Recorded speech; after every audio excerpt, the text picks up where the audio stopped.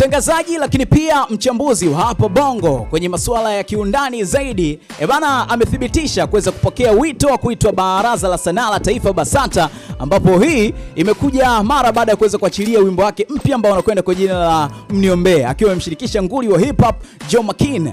Bana jana jioni BASATA walimtaka afike katika ofisi hizo mapema, ambapo ni leo asubuhi ambao ni Mei 22. Bana hawajasema sababu za kumuita Oscar ni nini, lakini kwa upande wa Oscar ameweza kusema kwamba nimepokea wito wa BASATA asubuhi saa 5 nitakuwa pale Mniombe, akaweka emoji fulani hivi za kushukuru. Ameandika maneno haya Oscar. Bana huu ni wimbo wa kwanza wa Oscar tangu atangaza kuingia kwenye muziki, akisema kwamba kuwa na lengo lake amekuja kukomboa muziki wa hip hop kwa sababu umepotea. Unadhani Oscar ni nini ambalo litakuwa limemfanya mpaka yeye aweze kuitwa na Baraza la Sanaa BASATA? Tupe mtazamo wako kwa mdau wa burudani kutoka kipande chochote ambacho upo right now. Uko na mtazamo gani? Drop comment yako kwenye comment hapo, subscribe kwa taarifa kadha. And ciao.